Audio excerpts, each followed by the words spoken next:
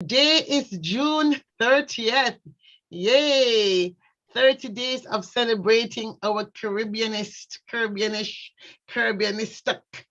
magnificence. And it's also UN International Asteroid Day. And so, as a certified space cadet, yes, in a good way, what better way to close out the month by having a conversation about what space can do for the Caribbean or making space for the Caribbean. And I have invited some of my friends who are involved in the space community to join with me in this conversation. We're going to be speaking to Kaylon Patterson. We're going to speak to Lee Jayat, hopefully Dominic Campbell, Cheyenne Polonius, and others. But before we begin, let me just give you the PSA of who we are at the Futures Forum.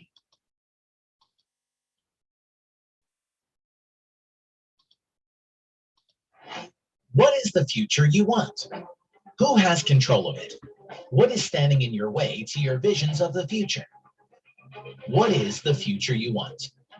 Where do you want to go? A future of flourishing or a future of fear? What paradigm drives you? Can you envision leaving behind the paradigm that no longer serves you? How might that emerge? What is the future you want? Where are the seeds of change? What mindset or actions can set the foundation for the futures you would like to see? When will the future arrive? How might we co-create our futures together? What is the future you want? Do you need help to identify transformative ways of thinking, being, and doing to tackle your toughest challenges? Do you want to reframe your future? Ask a futurist. We are the Futures Forum. What is the future you want?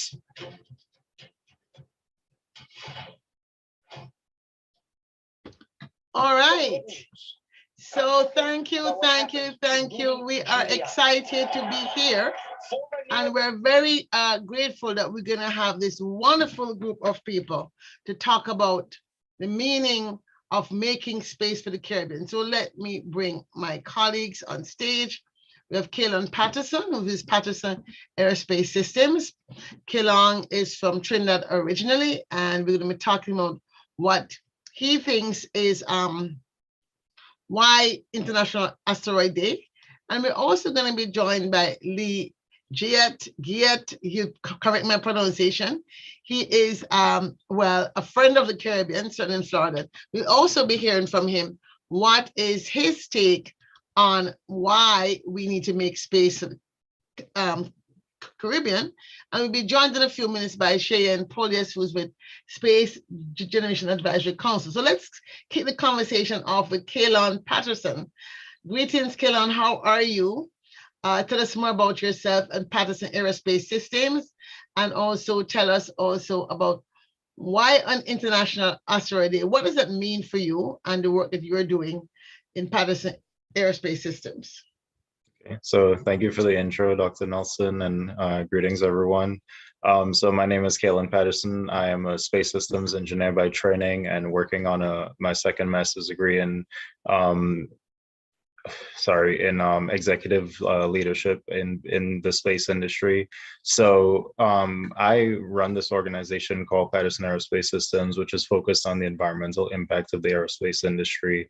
And we tackle basically research and development and technology development that pertains to making space more environmentally friendly for the future and more sustainable. You bring up a great point about the UN International Asteroid Day, and one of the things that we're focused on is space situational awareness. And what that basically entails is any technology that allows us to have better eyes on what is in space and what is potentially coming towards us as a potential threat, etc. But it also means when we send technologies out into space, how can they navigate securely and hopefully autonomously without too much human intervention, so that they can do things to bring resources back to Earth to potentially benefit humanity. So that brings up a great point just about asteroid mining and all these other technologies and future capabilities that we're looking into. So Excellent. So good starting point. Asteroids obviously are very much a point of view of fantasy. We've all seen the horror movies about asteroids, and right now the mining of asteroids is very much seeming like it's a rising issue. And clearly, one of the things I've been asking since I got interested in asteroids is, are there any asteroids named or discovered by people of Caribbean heritage?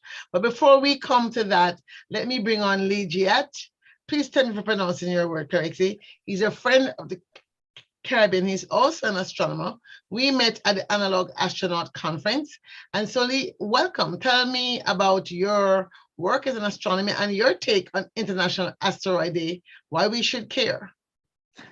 Yeah, and yeah, it's pronounced Giat or Giat. I've gotten all sorts of crazy things, giant and grant and everything in between. So as long as you get the G and the T at the end, I think it works.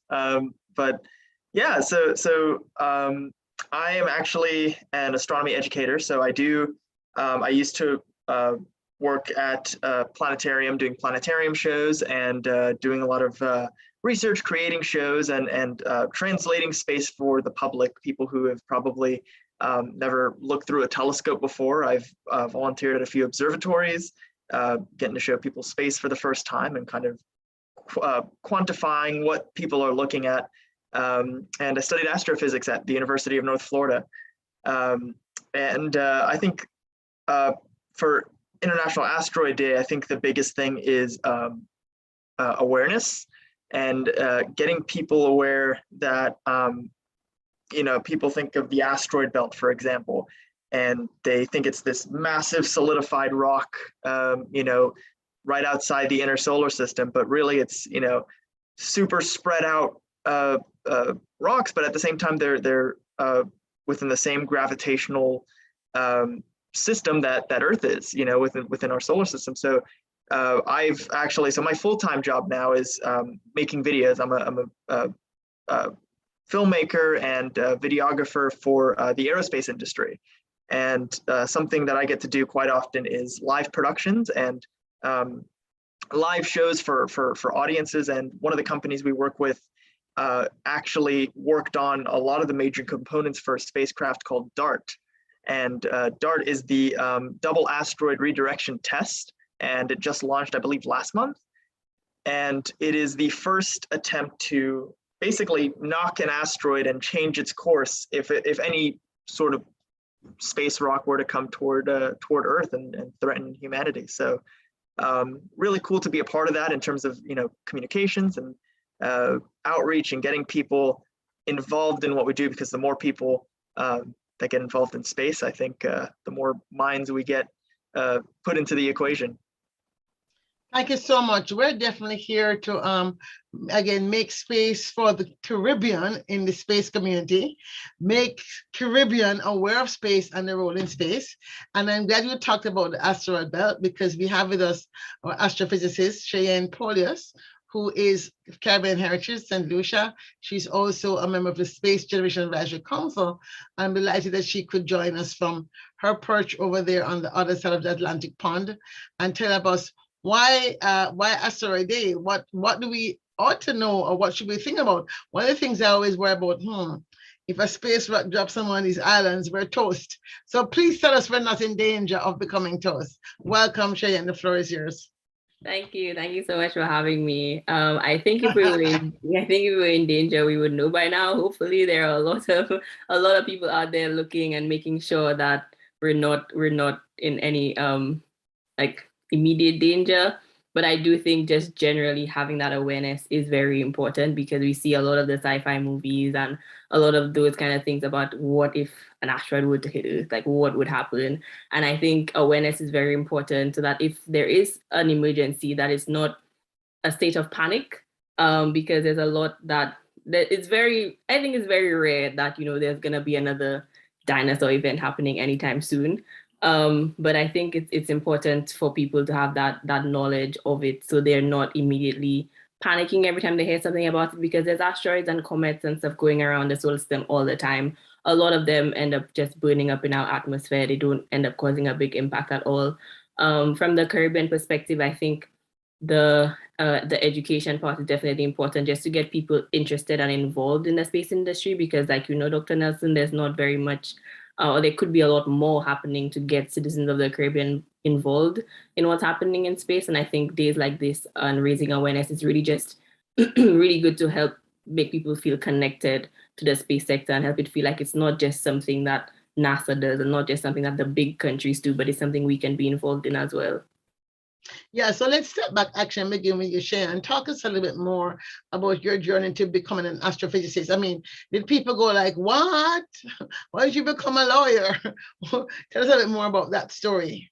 Yeah, I think up until today, a lot of my family and friends don't even know what an astrophysicist is. So when I decided that I wanted to be one about 10 years ago now, it definitely wasn't something that anybody had ever heard of. There was no one around me who had studied astronomy or was working in space. I think the closest I would have had is a physics teacher.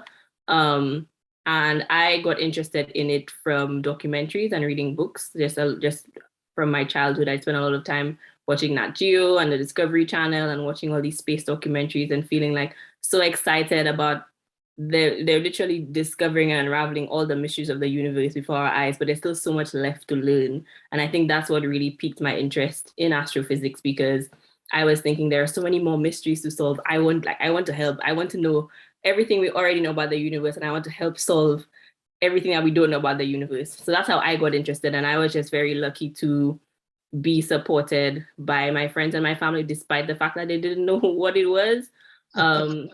And I did have somebody tell me, why don't you use your good brain for medicine? Like why are you going down this path? If you do like science, why don't you go down this path that's more, I guess, secure, more certain, because that's more well known in the Caribbean. But I knew what I wanted to do. I knew what excited me, and I was very grateful to have family and friends who supported me throughout my journey. And I don't regret doing astrophysics at all.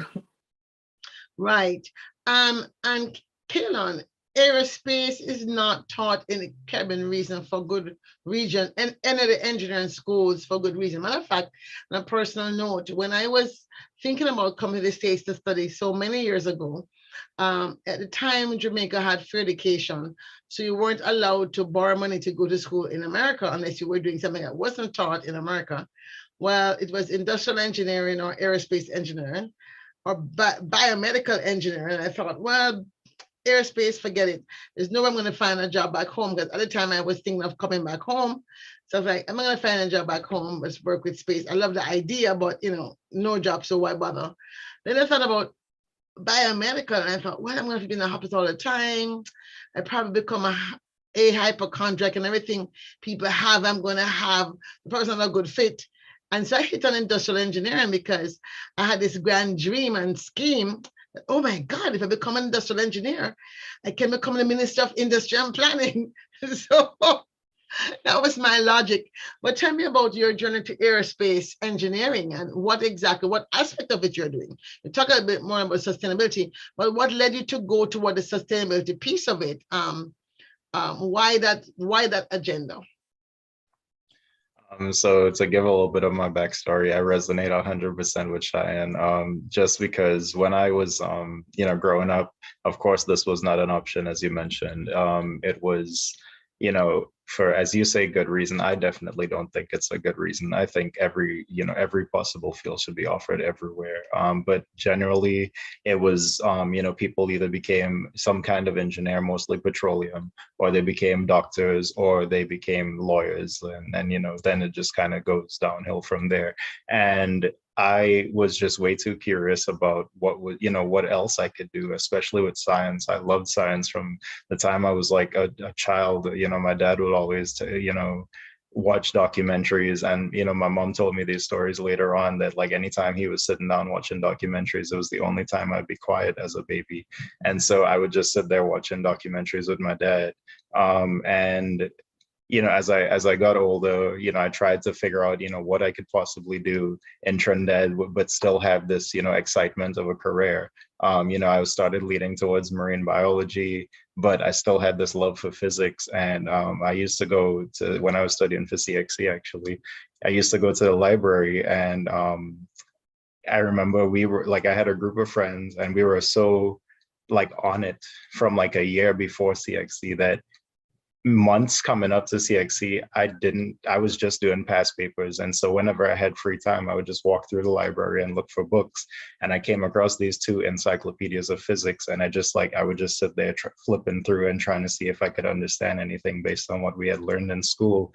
And that's when I kind of realized, maybe I can take this challenge and go do something, where there's a lot of questions to be answered. And that was aerospace. So, I had a long journey since I left home, a lot of, doubts, a lot of, fears and stuff. But, I definitely stuck with it because I felt in my heart that this is where I should be. In terms of why I chose sustainability, it's because, growing up in the Caribbean, our natural resources are all we have, and they have to be preserved because we don't have a lot of natural resources, but we don't have a lot of support for those natural resources. So when you think of that same aspect on a global scale, we have one planet, and we're estimating that we want to launch once a week, 2 times a week, something like that going into the future. And there's carbon and all kinds of other pollutants that come out of rocket launches. Who's estimating those things? Who's looking at those as a problem? Nobody. We have, yes, there's NASA, but are they actually taking any kind of steps towards fixing those issues?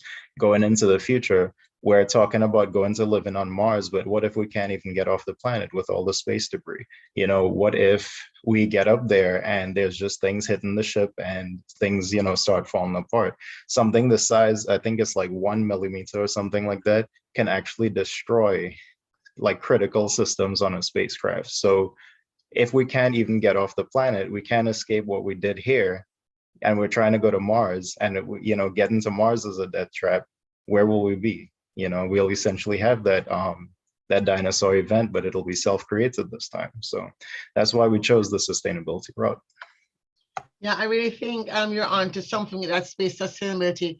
And talking about space debris is a very, I think, subject near and dear to my heart. This whole idea of sustainability. I practice as a sustainability engineer.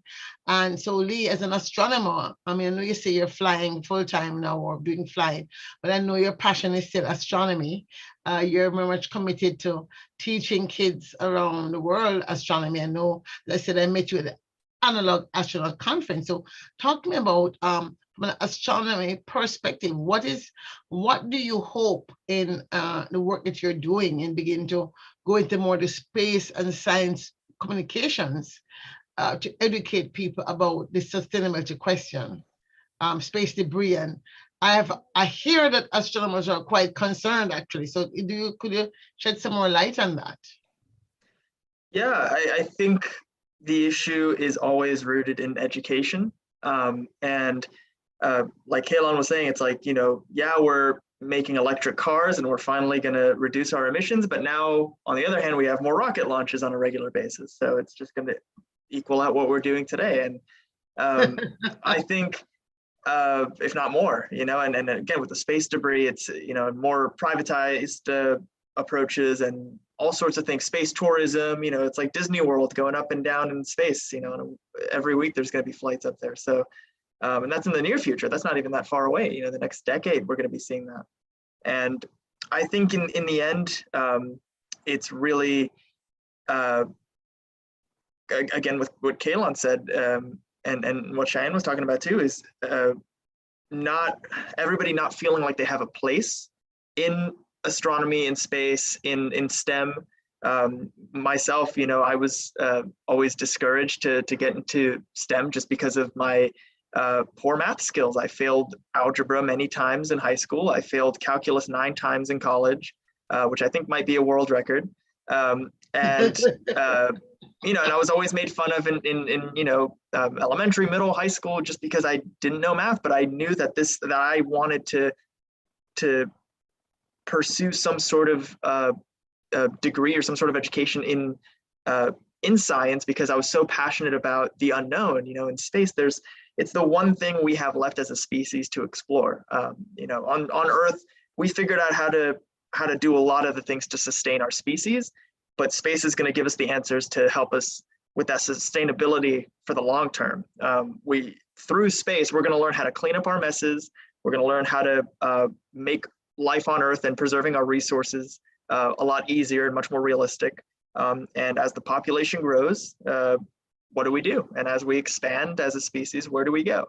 So I think getting more and more kids educated and encouraged to pursue careers in STEM, even if it doesn't have to be anything super sciencey and super math intensive, but everything from outreach to the arts. I mean, all of that still counts. And I mean, look at the movie WALL-E. I'm sure you guys have seen that. Everybody remembers that scene with like all the space debris and the rocket just punching through the space debris layer as all the humans kind of escape, or not the people, but like as the rocket's carrying junk starts dumping trash away from Earth. That's just a movie. That's not hard science. Obviously there were I'm sure consultants for that movie, but I think getting more eyes on the issue and more education out there is super important. I just have to say that given that you're a pilot, I'm not sure if you're correct to say you don't understand math. I think as a pilot of small planes, you probably do have to understand a lot of math and algebra. Oh, yeah. So at least certainly, even if you cannot translate it into parts in an exam, you better understand the spatial realities. Yeah, just in practice, I do a lot better than on paper, but yeah, a lot of physics, which I absolutely love compared to hard calculus, but that's a story for another time. Yeah, as a pilot, small plane pilot, you don't have instruments that do everything for you. You better understand what you're looking at.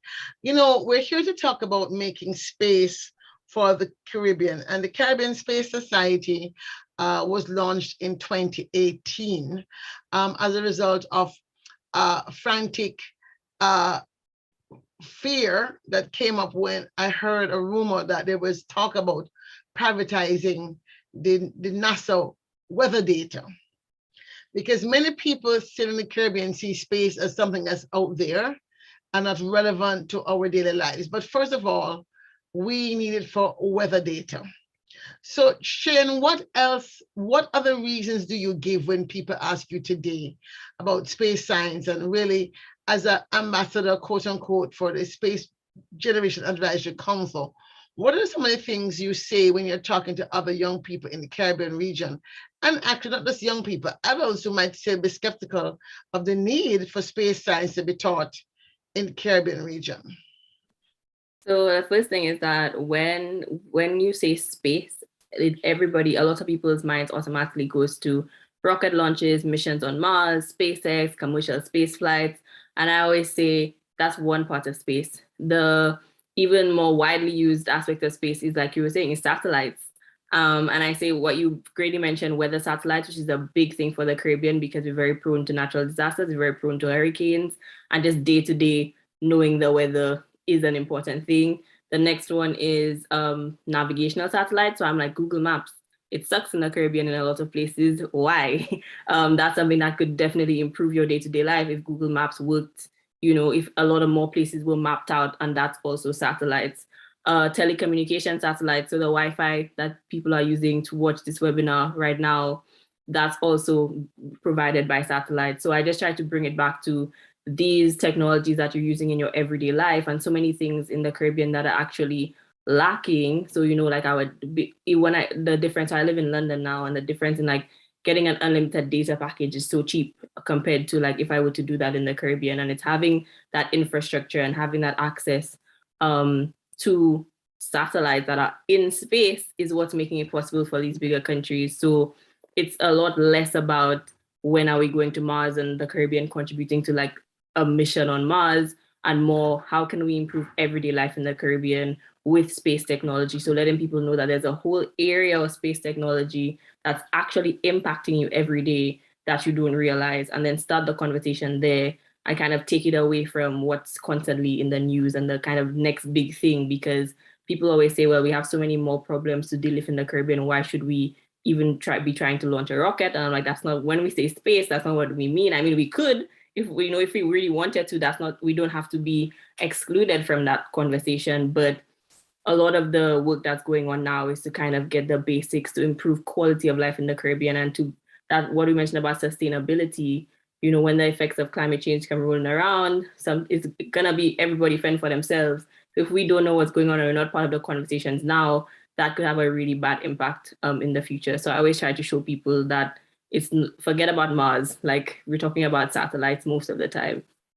Well, that is true. We're talking about building foundational capacity. Kelon, you went engineering school in the region or here? And how do you enter this conversation now as somebody who wants to engage the region, engage your old alumni, your old high school, engage the people you went to school with? How do you enter the space and get them even ready to listen to you? So all of my tertiary education was in the US. And, that's again, going back to this issue of not having access to it back in Trinidad. But, in terms of like being able to give back, the first thing I would say is there's definitely an agreement with Lee that, we need to provide this educational exposure to, to folks everywhere, because, for me, okay, I was self-motivated, Cheyenne as well, and Lee, but there are folks in Trinidad or in the Caribbean who might want to do some of these things, but they may not be as self-motivated to get up and look for the resources and stuff. So why not have those things present in daily conversation, in schools, in universities, where they can just see that they have these opportunities and these options. There are a number of programs. I know for a fact that, NASA had started to do some outreach through the National Science Organization in Trinidad at one point, but it's just so few and far between. So I think, to begin with, it's educational opportunities, but it's also showing people that you don't have to be an aerospace engineer to be part of the new space economy and to be part of the future of space. The future of space is going to encompass a whole lot of things that don't just have to be science. As Lee was saying, it can be videography, it can be marketing. These new space organizations need salespeople. They need all of these folks. That the future of living on Mars, you might need somebody who can cut your hair and do your nails in zero gravity or in a different type of gravity. You might need a new type of hair clipper in those kinds of environments. So like there's a whole ton of things that we haven't thought about yet, and there's a whole range of new things that we could all just be sitting at home figuring out right now, so that when we get to those places, we already have the answer. So yeah. I am really fascinated by the endless possibilities to sort of begin this journey. For one, the thing is that the Caribbean governments themselves are not members of the treaty. So we have our work to cut out for us, right? At the same time, my understanding is that the OECS countries have joined up with the Latin American Space Agency. Cheyenne, are you aware about what this is? Has there been talk in those? I mean, you're from St. Lucia. Has there been talk in St. Lucia about what this means? Are people understand what's going on? So I saw the original press release when they, came to they were establishing the space agency. A lot of the talk, there was a lot of like publicizing because our prime minister went to the event and they had it on the news and everything, but the response that I saw from St. Lucians, everyday St. Lucians, wasn't very positive. I mean, it wasn't, I don't know. I feel like a lot of the conversations, the positive conversations, would have been within my own network, because I feel like I probably found a lot of the bubble of St. Lucia that's interested in the space sector. But a lot of just people who didn't know what was going on before, it was that same negative response of, we have so many problems, why are we getting involved in a space agency?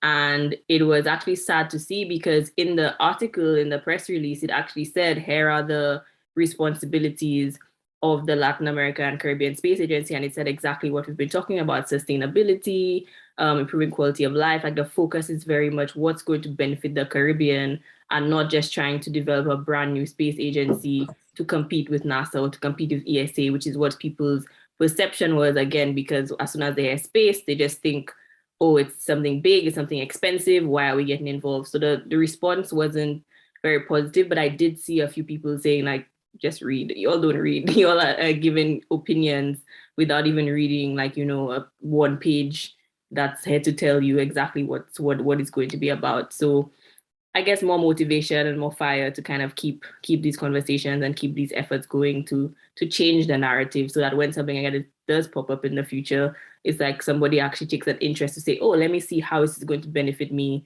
in the next 10, 20 years, compared to immediately just shutting down the idea.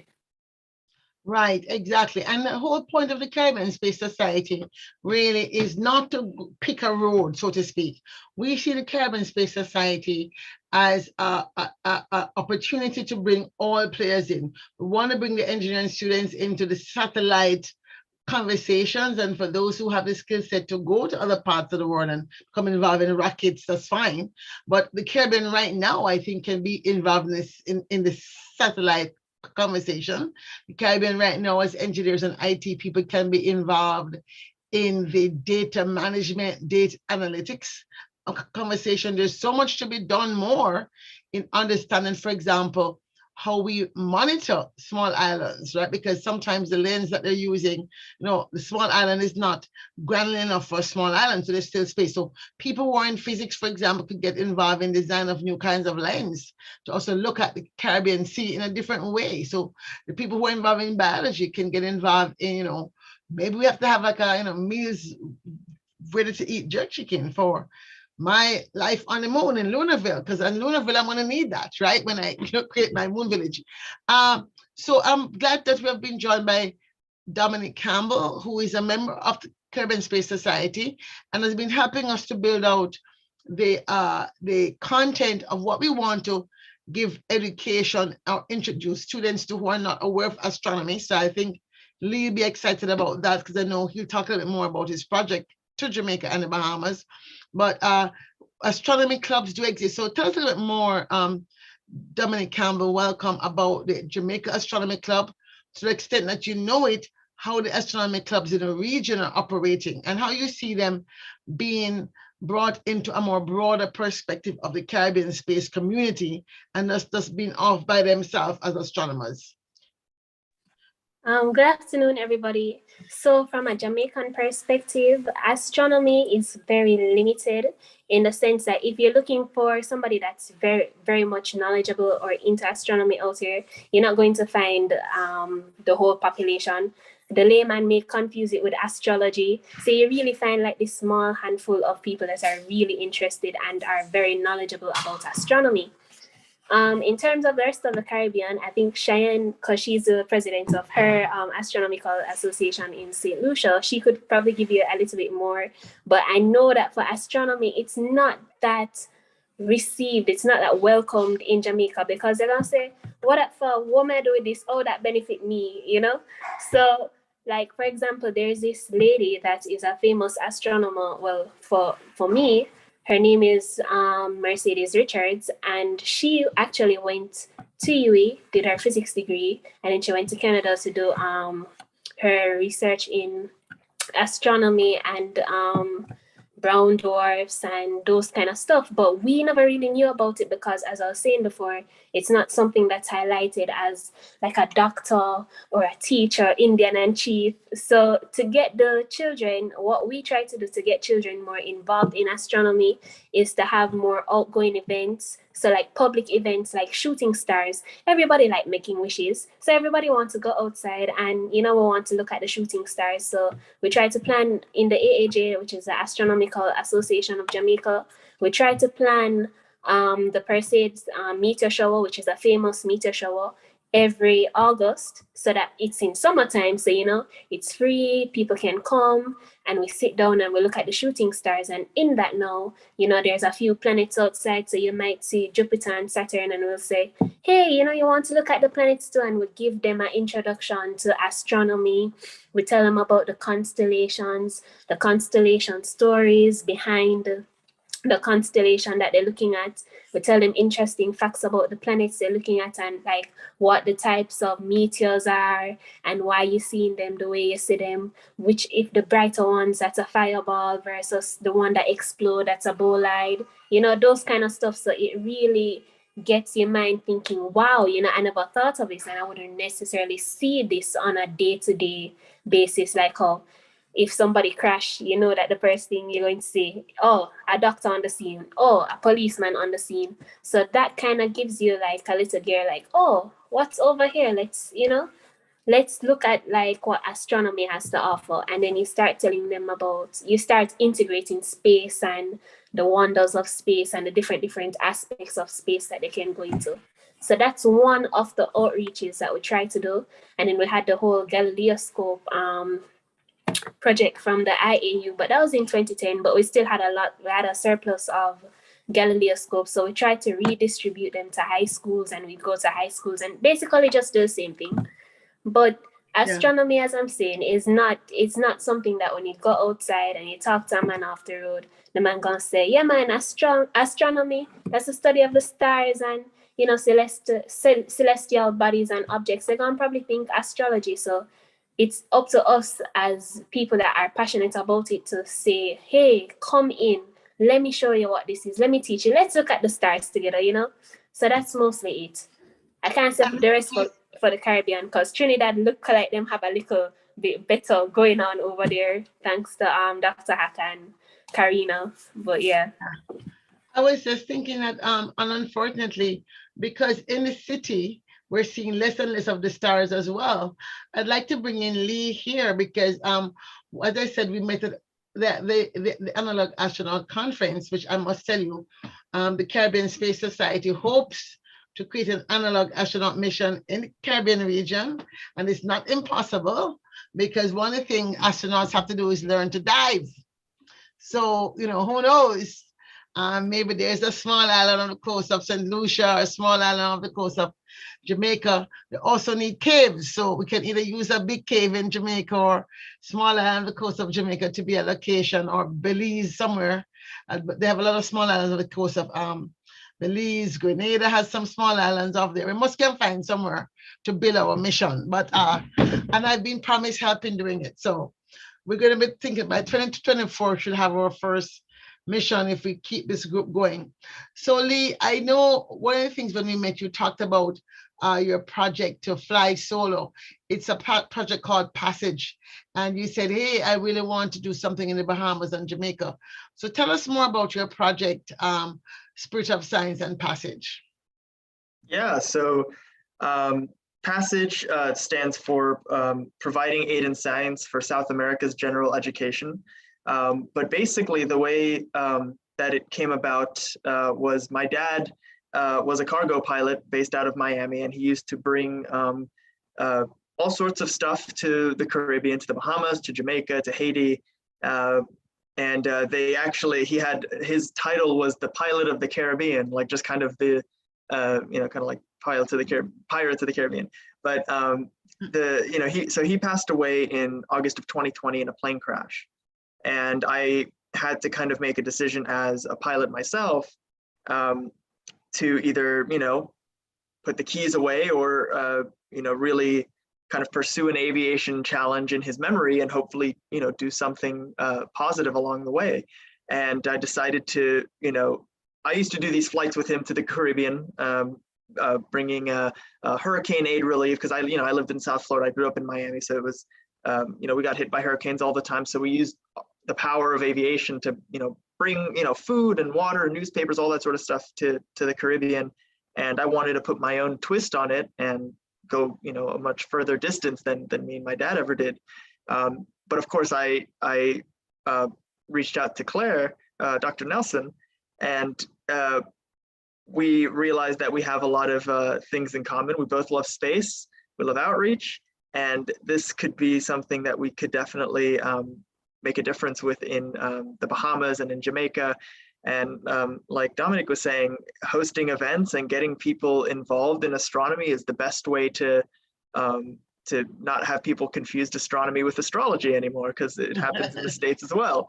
I think by hosting these meteor shower parties, and hopefully very soon, this December is when my flight starts. I'll be gone. I'll be flying alone in my airplane, the Spirit of Science. It's a t-shirt we have.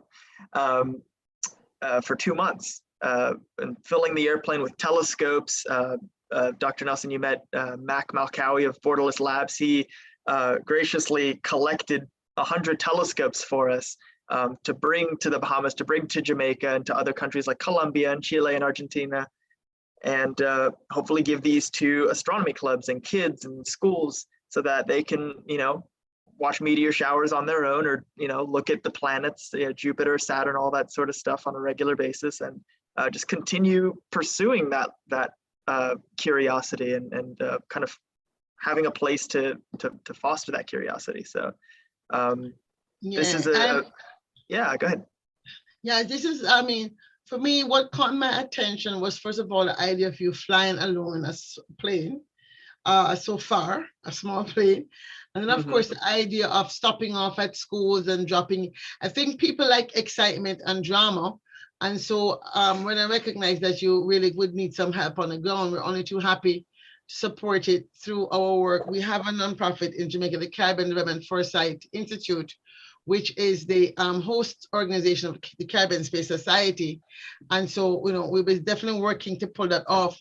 But what is more important, we wanted to find a way to signal to the ministries of education, because I know that, Kelon, you have been trying, Cheyenne have been trying to kind of get people to pay attention. It's like you feel like you're alone in the wilderness. And this is the power of, first of all, collaboration. The idea of Caribbean Space Society, I see, Cheyenne, you can correct me if I'm wrong, is to pick up where Space Generation Advisory Council leaves off. Both you and Dominic have served as representatives, right? First of all, we don't even have all those seats taken up. So the idea is, if we can get some of the students who are involved and get more islands involved, it will be like almost the club is a feeder, whereas before we can have yourself and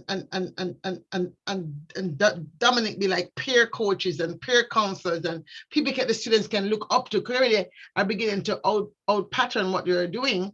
And Kalong has agreed to join the Caribbean Space Society as a peer mentor, or a mentor as well, not really peer because he's doing some big stuff already, but a mentor as well of some of the students, because he's also ran into roadblocks. So Kalong, as you think about for this trip, because he's flying, his flight path is to stay on the the west coast of South America. But we're already talking about, but if this is successful, we're going to want to go on the east coast of South America this next trip next year. So, but thinking ahead of the curve, I mean, what are some things you see that you yourself are doing that we could turn into these like a media worthy events? Because you see, we have here somebody whose passion is education, film education, using film to teach. And beyond what he's doing for his own organization, which is Flying Ostrich Media, I'm sure he's looking for, beyond his own personal project, he probably is open to look at collaborations, so that this, after he flies, it doesn't just die. What's the point of him killing up himself to do something that doesn't go anywhere? What are your thoughts about the work that you're doing with especially like food, because food is touchable, Are there things that we probably can come up with, Patterson Aerospace, to help us get something that can be a model project that can win the eyes of the students that are already engaged, get some attention, so we can move towards very quickly including basic foundational space science into the CXC and the CAPE. Okay, if not the CXC, CAPE. And since Dominic is probably the nearest to just having taken CAPE, I mean, she's not the nearest, but she's on about 5 years out or 6 years of taking CAPE, she may be able to tell us from her perspective after you speak, what we might do to sort of begin to penetrate a little bit more the systems in the region. So Kaylon, first you, and then you, Dominic. So CXC and Cape is a long stretch, but it would be very impressive to see something like that happen. Yeah, because I just remember when I was taking CXC, like how they were starting to take certain subjects out, important subjects as well, especially in the Caribbean. Things like agri-sci and stuff like that were starting to get removed. So I mean, I don't know how that would happen, but that would be very impressive to see. I would love to see some space-focused physics questions and CAPE and CXC physics or something like that. But basically, I think the best approach would be, of course, to partner with the organizations on the ground. So as Dominique mentioned, the AAJA. I didn't remember what it stood for, but I think I got that right. And these organizations that already exist, I could definitely tell you, in Trinidad, we have, oh, it's been a while. NEHRST. So NEHRST is our National Science Foundation on the ground in Trinidad, and they have partnered with NASA in the past to try to get certain students coming out of a secondary school or in their first few years of college to do work that was important to NASA. So that's definitely a vision that I have for my organization, is to get us on the ground back home, and then hopefully throughout the rest of the Caribbean with the help of you guys, to be able to get students involved on the ground level with some of the projects we're working on, because we're working on important things, but we're also working on things that can broaden the scope of a lot of folks that already have certain technical skills. So for example, we heavily deal in computer science in the space industry. You don't have to be an aerospace engineer to be able to use a computer or to code, but there's a ton of people who are very passionate about coding back home, I know for sure, and I'm sure throughout the rest of the Caribbean as well. So there's all these different ways that these students and even professionals could get involved on that level. On the other side, I know Dr. Nelson, you mentioned the food aspect. So we actually have a project that's focused on food security in space, and leveraging space technologies to make food more available to lesser I'm losing my words, to groups that don't have access to food, basically. So that's a technology that we're trying to establish community partners on. One, for the side of the research, but also for the aspect of being able to provide free and available access to food in certain nations. But outside of that, I think you need a fleet. I think you can't just be the only one flying. You need to have like 5 or 6 other planes doing this with you, and bring in 500 telescopes. And if I could fly, I would do it. But any way I could support that vision, let me know. Yes, this is exciting. Dominic, your take. My take was that we could maybe with the clubs. So we have 3 clubs. We have Jamaica Northern Caribbean University. We have University of Trinidad and Tobago, and we have University of Guyana. And our first round is just to simply buy some kits. We're getting the kits from X in a Box out of South Africa, who has this massive project that is educating people across Africa, even high school students in Africa, about earth science using these IoT type kits. And they have the modules already designed. So it's that earth science piece and then it's the satellite piece. And so we're hoping this first year goes well, and we're hoping we can have a second year, and our learning together on that side, and hopefully trying to get a school like NCU, which doesn't have an astronomy club, to get on board, so the kids who are not into science can get into the astronomy side. And we decided, because NCU is so big on food, they have a lot of food science in their program, that we could also bring in the biology people into the food space. So what you're doing could be very well a part of what NCU in Jamaica could do in terms of getting their space club. In Trinidad, the difference is that their club coach is into the marine sciences piece of it, which is critical for us. One of the reasons why we are very concerned about the Caribbean Space Society making these clubs get started is that we have to learn to monitor our sea.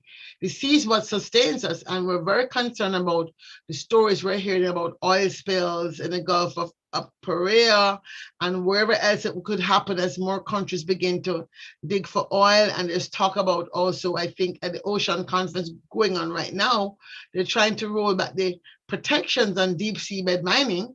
And we understand that there's been some submarines running around in the region looking for stuff on the seafloor. So again, the use of space to monitor the sea will be very critical. So these are just 2 ways. And in Guyana, I think they're very interested in the space because, number one, they have all these forests that they have to monitor. It's a big country. They don't have a lot of people in the forest. So if we're able to eventually have a satellite, a Caribbean satellite, that's the big dream, that can do this kind of work, we'll be doing it collectively and not just one small country trying to do a satellite, which they really can't afford anyway. And so having just like case studies or modules showing the applications of space science, how it's used for GPS, precision agriculture, for climate change, I think could be the entry points. But I'd love to hear from Dominic what her thoughts are, and then we'll get Lee. I know he has to go to talk about kind of tell us what he hopes to get out of his trip to Jamaica and the Bahamas. So Dominic. Okay, so taking from your point, what I was thinking is that Lee's project could be advertised as an astronomy Santa Claus kind of thing, because he's coming on a plane, right, with a one bag of telescopes, right? So I was thinking an astronomy Santa Claus, good. But outside of that, no, what you were saying about getting it into, before we were of the thinking of getting astronomy on the CSEC curriculum, right? But what if we start by just getting it taught into integrated science? So you know that integrated science is also offered at the CSEC level. So if you're scared of science, because I know a lot of people were scared of science, you have people that were for the hardcore sciences that did all the sciences in CSEC, right? As Kaelan was saying. So Kaelan, sorry. Was saying, so I was thinking, instead of trying to get astronomy as a specific or space sciences as a specific subject, why not just integrate the things about like time and how we measure time from the sun into integrated science, so it feels more natural to them, because everybody know about time. And then when you make the connection, so you make the link, you bridge the gap between the physics, the small little intricacies of physics without being too complicated as physics is, and then you integrate that into like the biology and the chemistry, but you integrate the astronomy in there, so it's in there, so more people, the layman that may do integrated science instead of geography and physics and chemistry and biology, will have somewhat of a better understanding than before. And the other thing I noticed is, when I was going to school in our GSAT books, right? As I said, I mentioned Mercedes earlier, right? She, in 2006, I believe, that is when they changed Pluto from being a planet to a dwarf planet. But if you looked in my GSAT books, in my social studies book, don't ask me how astronomy is in social studies, but Pluto was a planet. It was like, and we have 9 planets, and I can get the book and show you right now. It still says we have 9 planets, even after 2006, after they changed that.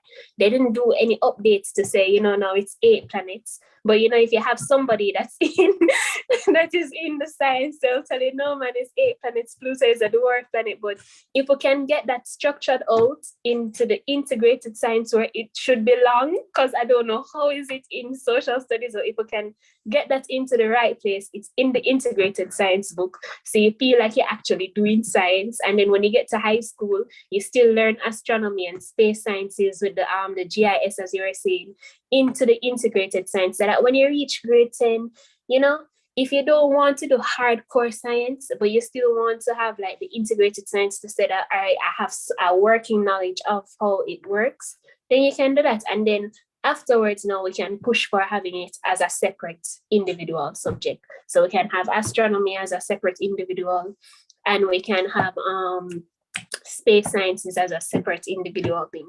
But for now, I think we should try and work that route. So if we have any connections to CSEC, the organization, and we can say, just put one extra thing, just catch astronomy in, then I think it will work. Yeah. I like that one. I think this integrated science approach is probably something we ought to think about. I understand, Lee, as you're planning your trip, that you are hoping to do some teacher training. Tell us about that, because maybe we can then find a way to, as you said, catch a little bit of something into something in your teacher training exposure. And it's only going to be 4 hours, but still, let's make those 4 hours count. What is it you hope to leave as your trip to Bahamas and Jamaica? What do you hope to leave behind, and where would you hope to see it go after making the sacrifice and effort to come and begin the conversation? Because it's really a beginning of a conversation. Yeah, I mean, this is the first time. First of all, Dominique, I think the Santa Claus thing is hilarious and a great idea, because it's also happening in December. So, but I think the teacher trainings are really about getting people from, so in the past we've done it we've flown commercially. We've done it in Colombia last year, and we brought people from NASA. We brought science communicators. We brought people who teach astronomy on a regular basis, and kind of just did a big workshop. Did a big kind of interactive, hands-on type of event to get teachers that exposure to what teaching astronomy is supposed to be like, and teaching anything really in STEM is supposed to be like, because it's, in the end, like Dominic was saying, it's like kind of the best way I could really think of it is trying to feed vegetables to kids. It's not the most attractive thing in the world, maybe like filmmaking or the arts are, but at the same time, it's very important, and it can be very interesting when we relate it to something that we experience on a regular basis. Like you were saying, Dr. Nelson, climate change or Pluto. With Pluto, little do people know. Everybody, especially here in the States, everybody gets so political when it comes to Pluto, but nobody really understands why. And it's, not many people know the three things that make a planet. It has to orbit a star, has to be round, has to have enough gravity to be round, and it has to have its own orbit. Not many people know that Pluto is a part of the Kuiper belt. It's kind of like an outer asteroid belt in the solar system. So I think just delving a little bit deeper whenever we have things that come up, like climate change or something like Pluto, then that's the way to bridge the gap and get STEM, astronomy, and everything in between more of a regular occurrence. And because I think if we start now with this little outreach project like Passage, again, this is the first time I'm doing anything like this.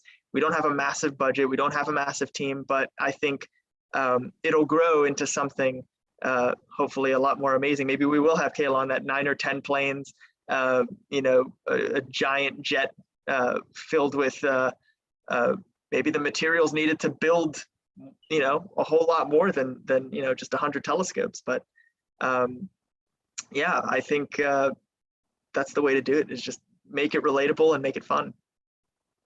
Yeah, thank you so much for coming, Lee. I know you have to go at some point.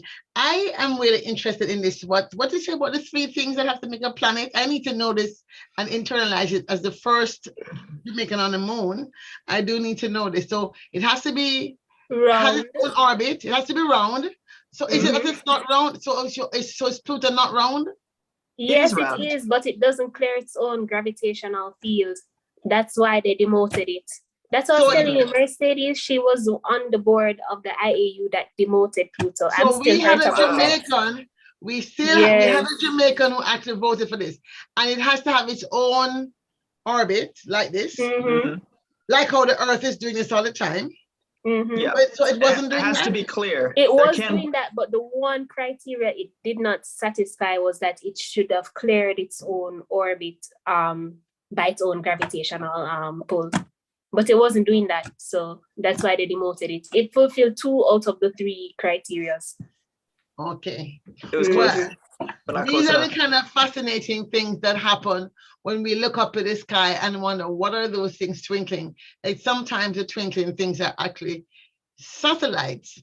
So to come back to you, Shane, you also recently posted something.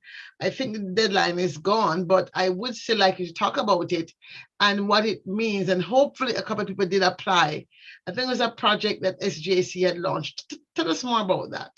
Yep. So Dominic is actually on the organizing team as well. And the deadline, we actually extended it until tomorrow. So, and it's a very short application form. So there is a chance to apply.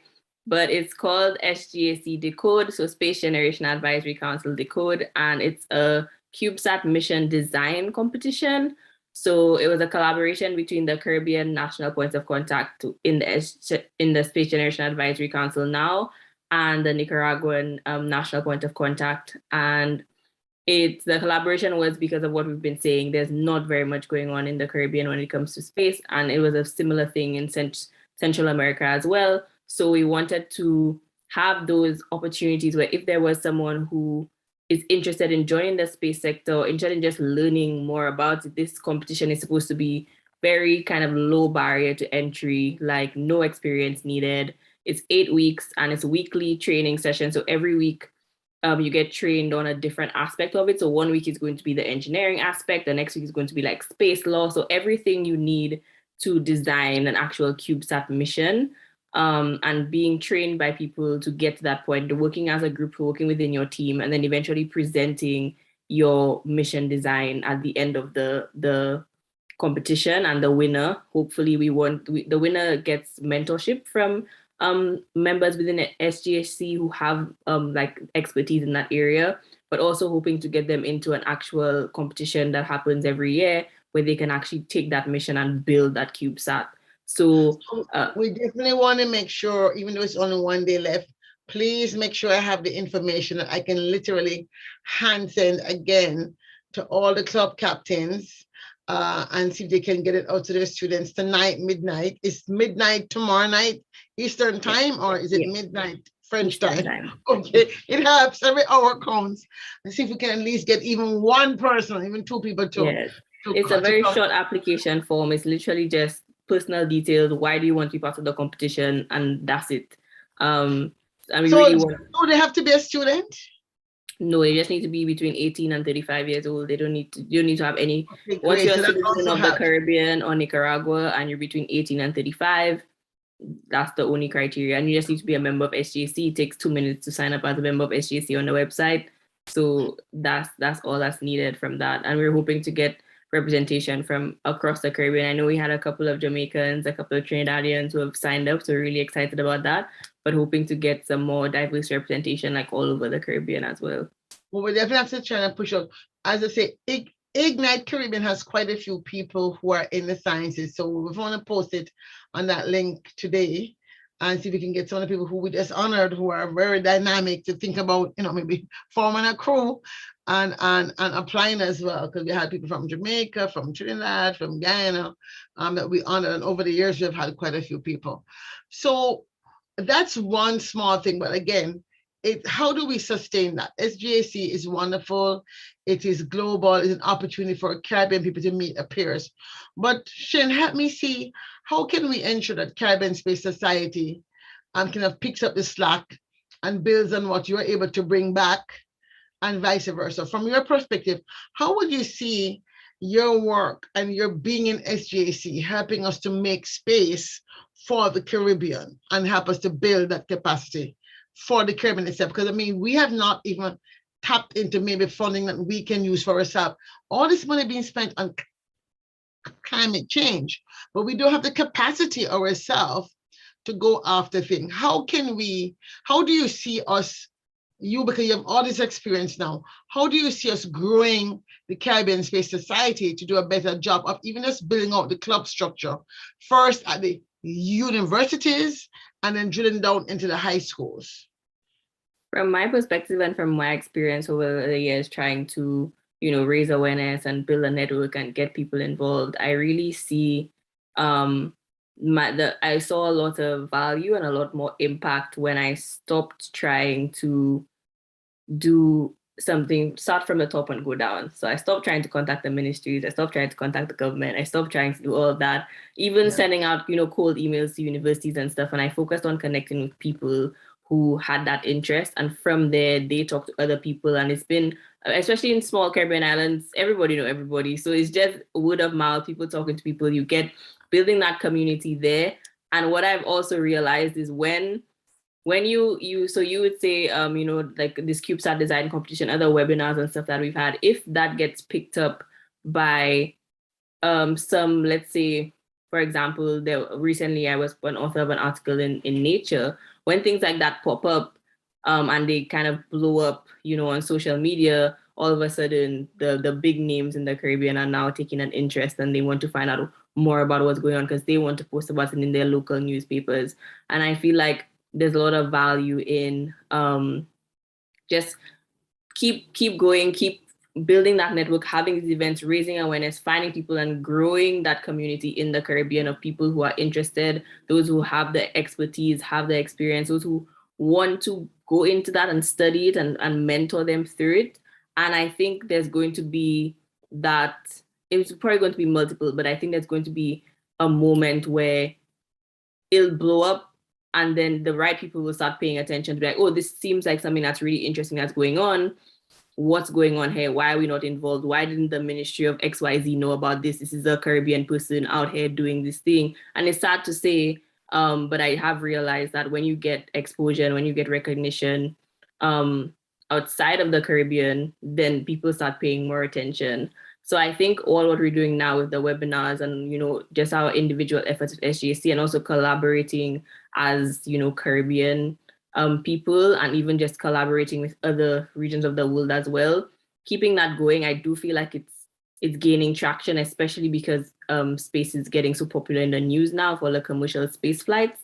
So I feel like it's gonna continue gaining traction, and it's going to eventually keep itself sustained, because I was the first national point of contact for St. Lucia and SJC, and we got another one, and then hopefully we'll get another one. So I think it's just the beginning, and I genuinely feel like if we just keep going with the passion and knowing what we're aiming for and finding people who are interested, eventually it's going to get to that point. We're going to build it from the bottom up and get to a point where they realize it's not something we can ignore anymore.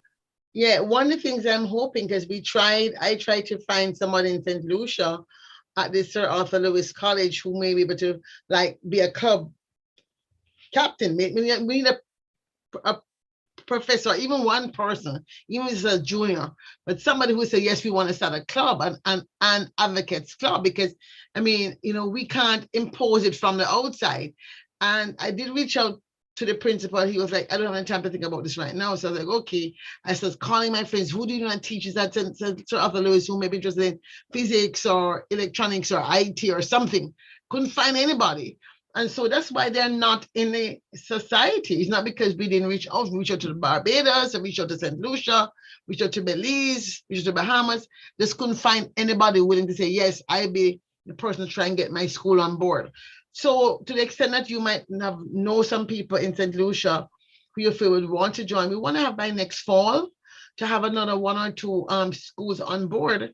So by the time, as you say, we have this traction of 5 clubs in the region, 1 in St. Lucia, 1 in Barbados, 1 in Bahamas, Belize, 7, 7, 8. Now we have some critical mass to really be a functioning regional Caribbean space society with the clubs, and we bring on board the lawyers and the professionals in physics and meteorology and, you know, GIS people and all those other people who are around, but they're too busy to take us on also when we're so small. They want to see something before they jump on, unfortunately. And that's why I'm so grateful that I ran into Kaylon actually at the National Space Society conference. There was a project, I think it was funded by Space Frontier Foundation. So Kaylon, you can tell us more about that. I didn't get a chance to come back on day 2. So tell us more about that experience, the kind of things that we are involved with here in the United States that we're hoping to bring the Caribbean into. So the Space Frontier Foundation, basically in the ISDC conference, they had their own conference, which is basically a pitch competition, but it was also like training for young, entrepreneurial minded folks to kind of get an understanding for, what they could do in, in the space industry through tech transfer. So it was a learning experience for me. As an engineer and a scientist, I'm usually focused on trying to figure out how to make things or how to make them work. But, the whole idea and economy of tech transfers is a whole new range for me. So it basically, I'm sure you can explain tech transfer better, but it's when organizations like NASA and universities, they develop ideas or technologies, research projects, and they can't really do much more with it after they develop these things. So they can sell these or license them to companies to develop, use cases for them and potentially sell them as their own in a sense. So, yeah. Yeah. So who won, by the way? It was the 3 winners were. I'm lost on the names, but I could look them up real quick. Give me 1 second. But more, not so much the name. It's more the project. Not so much the name, but the project. Which project? So Yeah. I think the first place got a space debris related project. The second place, yeah, I can't remember the other two. Sorry. Yeah. So long and short of it, Space Frontier Foundation has been around for some time. They're very much plugged into the private sector. In fact, our project at the Futures Forum, which is a Clean Energy Space International Research Consortium, is founded by the Space Frontier Foundation. And apart from that, like Canon, we also have a startup called Irradiance, which is in the clean energy space. And so having met Canon, I was so excited. I was like, oh my God, a Caribbean person. He stopped to ask me directions, and I'm like, wait a minute, that's a Caribbean voice. He's like, eh. We both went like, you're Caribbean. It was almost like love at first sight because it's so rare to run into somebody in these spaces with your culture. So, we're very excited about how do we, as we do our, startups and our business things here, how do we build a Caribbean Space Society and build a Space Advocates Club? And I'm really hoping, I'm seeing the chat here that Peter, Brene in Texas has said he would love to get involved. Well, I'm hoping, Peter, I can assign you to be the person who will bring the St. Lucia Sir Arthur Lewis College on board to the Advocates Club, because somebody on there has to be harassing them. I now have somebody in Trinidad who is, apart from the club captain, I have a person that's outside the university who's like their partner, helping to, open doors, etc. In Guyana, I have that. In Jamaica, I have that. So now I'm going to suggest to you, Peter, to think about taking that on to bring St. Lucia on board, because, it's a lot of work and all of us have to do our work. So I'll certainly be briefing you about what has. Oh, yes, he has said yes. Yay. Peter, a new member of the Caribbean Space Society, and he will be finding his own role in there.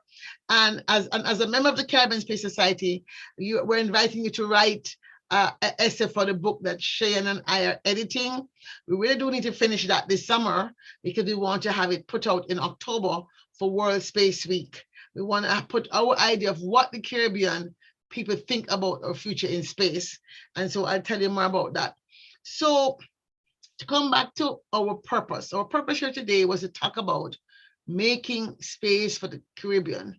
We've used the backdrop of Asteroid Day really as an excuse to meet, because we don't have enough excuses to meet, and to keep the conversation going. And so, as this has been live streamed on YouTube and Facebook, we're going to be sharing this. Each of us will be sharing this on our LinkedIn page, etc. But we're trying to gather steam for what's to come in the fall. We already know, for example, right now, another thing that you get involved in is that ASU, Arizona State University, is in charge of a project called Psyche Arts. And there's going to be in August, a very important month for us in the region, August 22, a launch of a new spacecraft called Psyche to an asteroid, which is an all-metal asteroid in the Sunbelt. It will take 4 years to travel there, right? And so what they're asking now for is for pieces of art, people who want to contribute art. This is another thing which we can ask the Caribbean people to be involved with, because I mean, you don't have to be a scientist to draw a painting of what you think an asteroid sunbelt looks like, or the meaning of this asteroid to humanity or the Caribbean region, and find an angle that ties Caribbean culture in. One of the things I want to ask each of you is, because I've been racking my brain, as you were growing up, did you come across any stories or folk tales or proverbs that reference the stars, the moon, the sun, or space, or the planets? Because I've been racking my brain in Jamaica. I can't remember any proverbs, any folk tales. Do any of you remember any folk tales or old wives saying or something? Or is it really something that's very different to our culture? Yes, Cheyenne, I see your hand up. So I love that you mentioned that, because I was just part of a panel on Saturday as part of Black in Astro Week about cultural astronomy, and talking about the fact that a lot of the astronomy we know now and space we know now is from a very much Eurocentric lens, and all of the tales of the Greeks and the Romans and all of that, that's very Eurocentric. And we were just saying that. So we had someone from Haitian heritage, I was on the panel, and someone from Ethiopia as well. and saying that there isn't much. Like growing up, there wasn't. I mean, I went to my granny before the panel, and I asked her, "Do you remember any folk tales or anything that references the stars or the night sky?"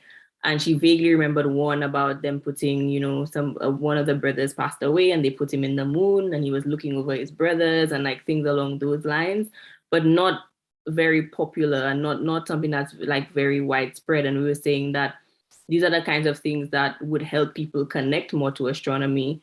And also relating back to the fact that with our, colonial past, a lot of those things might have been wiped away. Like a lot of that kind of history that may have been passed down, maybe just got lost in translation with everything that the Caribbean and other Caribbean history and all what we've gone through. But it was actually really sad that people from completely different places, the Caribbean and Africa, we had a South African as well, all had the same story of I didn't hear anything growing up and especially with folk tales, like everybody's heard folk tales and stories and stuff growing up. So why, how come? And we know that humans have been looking up at the sky from the beginning of time. So there must have been some stories along there somewhere, but nothing that's made it, at least that I know of. There's a few books that I end up finding on Amazon. I'm gonna try to order them and see what the stories are. But in terms of what I've heard growing up, not much at all. Yes, exactly. Kaylon, I know you have a lot of different tales in Trinidad, Old Haig and Sukiya, all those things that move at night. So maybe you have some moon on the Sukiya, Sukiya and the moon. Did you hear anything as a child? Nothing actually, but you brought up a good point with the Sukanya, because I spend a lot of my downtime thinking about those old stories and like what they could have been interpretations of. And maybe, I don't know if y'all are familiar with the Sukanya, but she travels as a ball of fire across the sky. So I wonder if maybe the tale came from somebody seeing a shooting star or an asteroid, or, and then basically saying, oh, that must be XYZ traveling across, and maybe that's where it came from. I do try to put some kind of sense towards some of those stories sometime, but yeah, I can't think of anything that was directly like space related or related to the moon or the stars or anything. Yeah, but rabbit stories, Anansi stories, Dominic, any Anansi stories that reference the moon, the star. Anything? I don't know any Anansi story that references the sun, moon, and stars, because I was looking at that one like a few years ago. I remember watching a Will Smith Fresh Prince of Bel-Air one of the episodes, and Black Aunt Vi, because we don't really so Black Aunt Vi, she was teaching a class, right? And she was singing a song that the slaves used to sing, looking up at the Big Dipper. There's a slave song that they actually used to sing in the United States to actually run away to freedom, but they had to put the stars in. So when they sing it, the I was about to say massa, the white the Europeans people, they wouldn't know, what they were singing about. So that's one aspect I know that was like tied to astronomy, but I don't know any personally from Jamaica other than when you're in school and they say, oh, reach for the stars, and if you miss it, you land on the moon, and the sky is the limit. That's the only thing I know. I've never ever heard any Anansi stories with like the stars, and basically probably spiders don't like space, I don't know, but I've never ever heard any Anansi story with the stars and the moon and the planets them. Well, so that's a thing we should look into. Well, we may have to actually concoct them, because I think we have to really recapture or regain or retell our own stories, because we cannot just, as somebody put in the thing, the cow jumped over the moon, about the dancehall version of that now, but but that is British, right? So I think we're gonna have to come up with something, because we really have to also use these opportunities to decolonize what space settlement will look like. I would hate to think that as Caribbean people who were, first of all, formerly enslaved, who also recognize that many of our indigenous people were wiped out, if we were to go into the conversation on space settlement with the same mindset. And my hope is that by having this, first of all, this book that we're going to publish with our first foray into say, I think the book title is the Caribbean sees. We see the Big Dipper too, right? Yeah. So way of saying that we are not exempt from the global conversation, right? About what it means to be a spacefaring society. And we may only have 14 votes in the United Nations, but it's still 14 votes and it could make a difference in something. So it's very important we begin to educate our people now so that people going into politics in the next 4 to 5 years will be more aware of what they're giving away. If you're talking about giving away an orbit for like, a satellite, or giving away a flight path or something. This is money. All of this thing is, the space economy is about money. It's not about goodwill anymore. And this is why you see this rapid race on for space that we'll be foolish to not pay attention to, even if we ourselves are not going to be, quote unquote, be able to put up a satellite or put up a rocket. People have to pay for the privilege to fly across these orbits that are allotted to these countries, small as they are. So we have to be sure to begin to teach those kinds of policy in our public policy, in our international trade policy, or international science policy courses, and become more aware of what's at stake. So last question, if you will. So where do we go from here? We have talked a lot about different things. We've talked about SJC. We've talked about the astronomy clubs. What are some like 2 or 3 things you would like to see each of you us do in the next 6 months? We're halfway through the year. We have gotten a lot done. I think in the last 2 years, we have had 4 events. We had 2018 October, then 19 2 events. Then up came the drama with COVID. We were stuck with it. 2 events in October.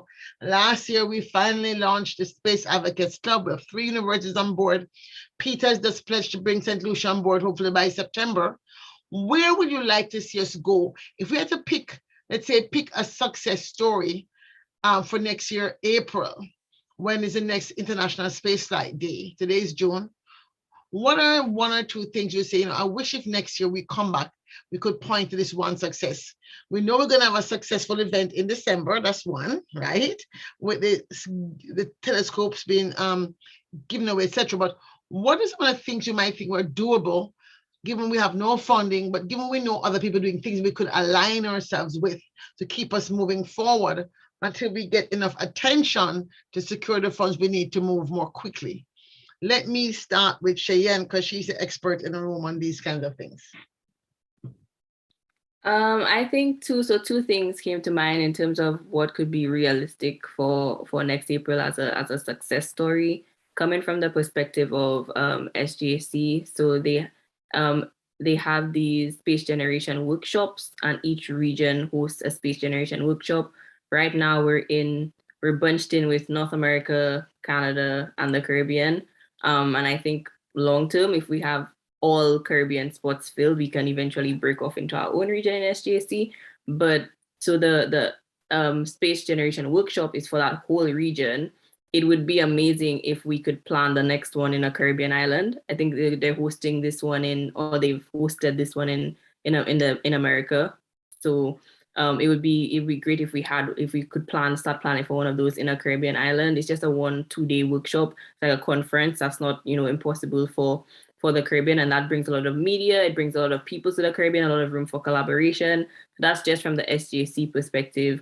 But I also think the book that we're working on, or any other like book idea we have in that time by next April, I think having a actual physical, whether it be physical or electronic, but having that documented, all these conversations, all these things we've been having, and actually having that as a piece of literature to say, these are our thoughts and these are our perspectives, and they're so meaningful that we put them in a book. I think that's gonna be a big accomplishment and a big kind of milestone in that this is serious. We don't just like to come on here and hear our own voices. Like, it's something we genuinely believe in, and it's also a resource. So when people do ask the questions, we can say, here you go, read this, and it's there, and it's easy to kind of distribute in that way. Excellent. Before I stop with this SJC, when is the next deadline, and how can we ensure that every island takes up their space? Because now that I see that Bradley Downer has joined us. He is the co-coordinator of the Ignite, and we have a database of, that's really growing right now, of young professionals who are change makers.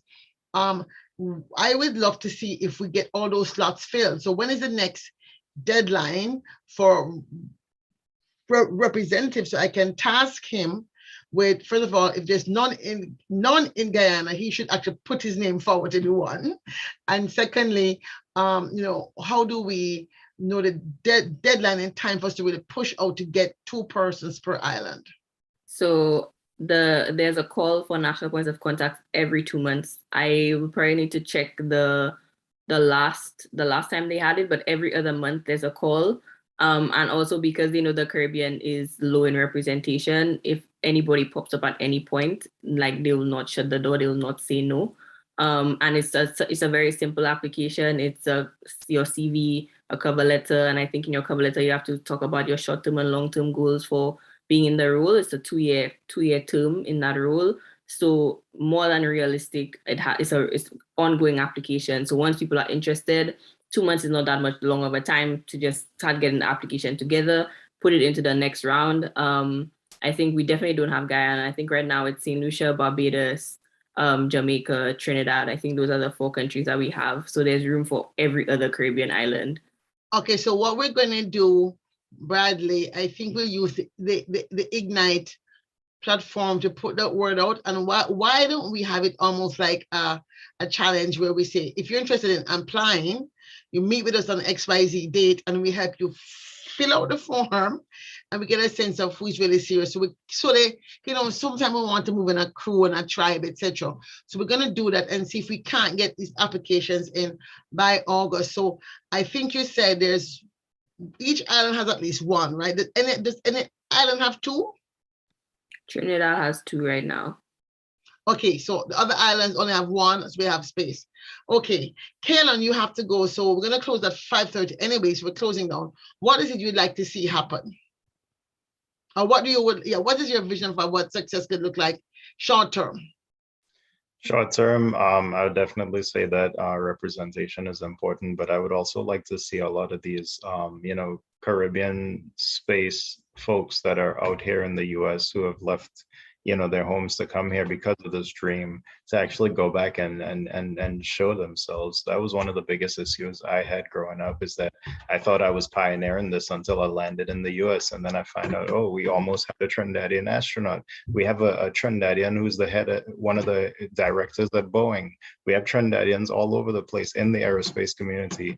But yeah, another one who's at MIT with a degree in aerospace, and it just kind of upsets me to find out that these people existed after the fact, because I could have, maybe been mentored by one of them, or maybe just had a conversations with one of them, and if they were going back and actually making themselves known, these conversations could happen in spaces where there are kids who maybe have passion for these things, but they don't see a way to make this happen. And to understand that there are other places to get your education outside of your home, so. Okay, so I'm going to task you then, Kenan, to create a list of potential speakers. So when we start our event in September with our schools, we can have a speaker series of a platform of 6, 7, 8 people. So every month we can have a meet this one. So for the Caribbean Space Society. And that's another way to also bring the other schools that are not involved in, because there's a public to anybody who wants to attend. Okay. Dominic, last take. What is it you'd like to see? I'd like to see more impactful outreach, because now when I'm sitting down and I'm reflecting, I'm wondering how impactful was our prior outreach, like when we did more public events, how many of them actually carried it out to long term. There's a few schools that actually did say, all right, let's do this long term, but it was about 1 and 2 schools, and we've been to more than 20 schools. So I'm looking for more impactful outreach for the next 6 months. For schools that actually say that we actually want to do this, have this in our curriculum. There's about probably 2 schools that I can say they've contacted us more than one time after we did the first show to say, hey, let's do this again. I think it's interesting to actually teach our students. So I'll say that. Well, thank you all for coming. Thank you all for being a part of Let's Make Space for the Caribbean. Thanks, Kellen Patterson. We look forward. First of all, thank you for agreeing to join the Caribbean Space Society. Thanks, Cheyenne, as well, for being a partner in all of this. And Dominic, who is also a member of the Caribbean Space Society. and our newfound member, Peter Renee, Dr. Peter Renee, who's going to help us bring in St. Lucia. Thank you, thank you, thank you. Wish you all a great weekend and happy International Asteroid Day. All the best. Same to you. Thank you, Thanks for everyone. having Nice to me. meet you.